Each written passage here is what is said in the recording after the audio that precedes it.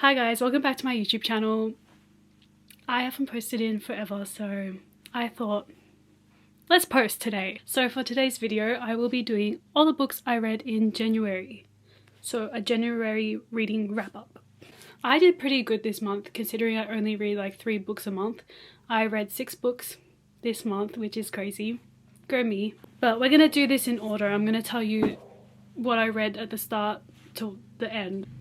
Let's get into it. Also, if you hear dogs barking, that's my neighbors. I can't help it. I'm so sorry. So majority of this month's reading was the Boys of Tommen series. Oh my god, I'm obsessed.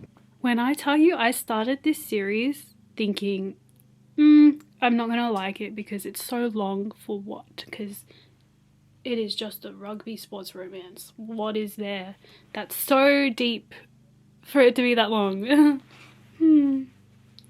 Never mind.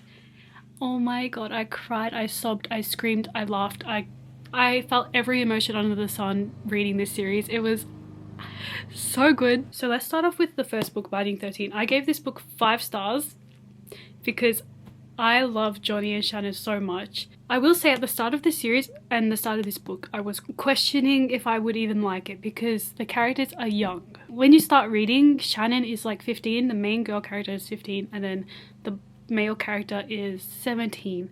But when I tell you that literally doesn't matter because the things that happen in this series is just... The age gap did not bother me as much as I thought it would. But yeah, I gave this one 5 stars because I really enjoyed the way it like portrayed like your first love. It was really cute and Johnny and Shannon just have my heart and it was so wholesome. And then it also had like much deeper aspects to the plot. I just can't express how good this book was. And so many cute moments, but if we're talking about cute moments, Keeping 13 is where it's at. This one was 5 stars and I liked it even better than Binding 13. I think I gave this 5 stars. Maybe I gave it 4.5. I don't remember, but I definitely liked Keeping 13 much more than I liked Binding 13. I am checking my GoodReads because I forget, but I'm pretty sure I gave both of them 5 stars because I love Johnny and Shannon that much and everything about them is perfect. Yeah, I gave both of them 5 stars. So go read Johnny and Shannon's books right now. You will sob, you will cry, but the main thing I loved about these 2 books is that it goes into so much depth, as you can tell. As you can tell, it goes into so much depth about the characters and then you just become so attached. Like the character development is done so well. The way Chloe Walsh gets you to just fall in love with the characters so easily. I don't know how she did it, but I'm attached. I've been thinking about them ever since I finished, which was like at the start of January. They live in here rent free and it sucks, but I love it. And then we have these ones. These ones broke me. Actually destroyed me. I sobbed even harder than I did with Binding 13 and Keeping 13, which I wasn't expecting. Well, I kind of was because everyone told me I would cry at Joey's books, but I just wasn't expecting to. Because I was like, I've already lived through it. I don't know. Saving 6 and Redeeming 6. Saving 6 I gave 4.5 stars. And this was because the young age kind of did bother me a little bit. At the start of this book, Joey is like 13 or 12 or 13, I don't remember. And I just didn't really enjoy reading from a 13-year-old's perspective. I don't know. I think I'm just too old for that. But then by the time we got halfway, Joey grew up and it was much better. So that's why I gave this one 4.5. I loved the whole book, but it was just the start when he was younger. I was like, okay. But it was crucial for him to be that young because it helped to like explain his backstory and when he was a child and what he went through at such a young age, which is really sad. So I understand why it happened. It's just something I didn't enjoy as much as the rest of the series. And then we move on to Redeeming 6, which I think I cried the most at this. Literally insert a clip of me sobbing my eyes out.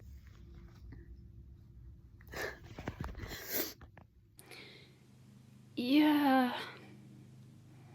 I actually choose not to think about this book because every time I do, I genuinely feel like my heart is getting ripped out my chest. It is so sad, especially the things that happen in this last bit of the book. Oh my god.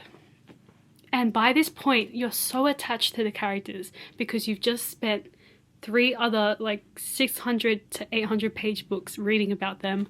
So it just breaks you. Trust me when I say this series is so worth it. But yeah, Redeeming 6 was 5 stars. So 3 of these were 5 stars and then this one was 4.5. So I think that gives away how much I love this series. And the main reasons why I loved it so much is 1, it's found family, which anything found family I'm going to eat up, but this is found family done so perfectly.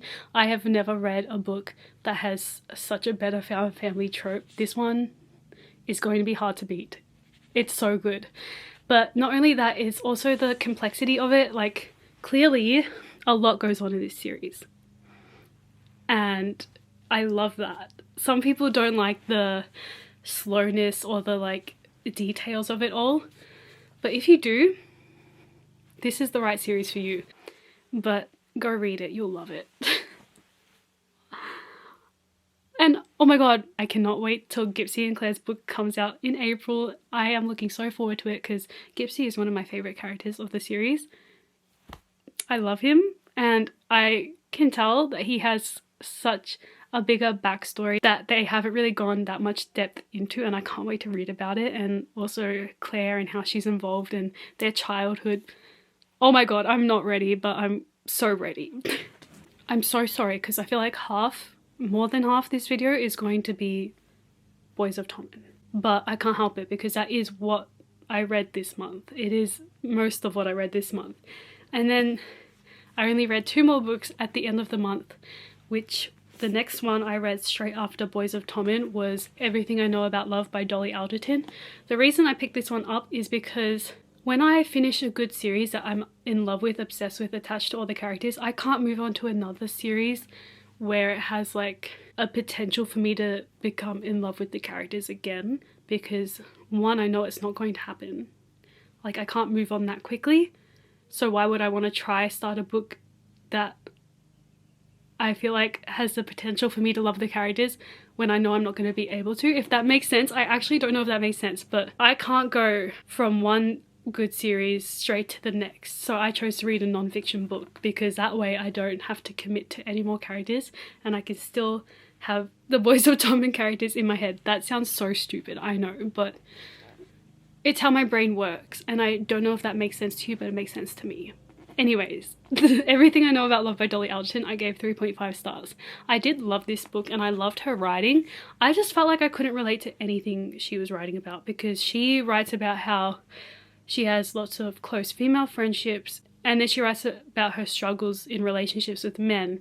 And me, who's been in a relationship for like 6 years and only 1 relationship, I just couldn't relate to much of what she was saying. Maybe if I read this when I'm 30, I will relate to it much more, but I feel like I'm just too young, haven't had much experience with the stuff that she has, so I couldn't relate much. But from like an outsider's point of view, from an outsider's perspective, reading this without having experienced any of it, her writing is really good. There are some good quotes in here. One of them is, "Any decent man would take a woman at peace with herself over a woman who performs tricks to impress him.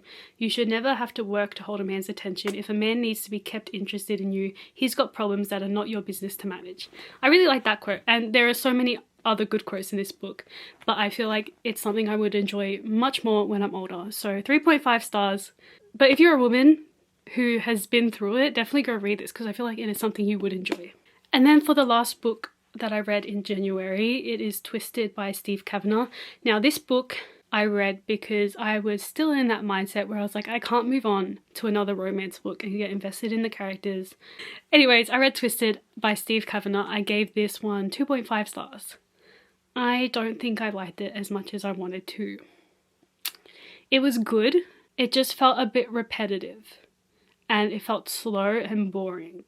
The plot was there. The way it was written was really smart. It has a smart concept to it that I found really intriguing.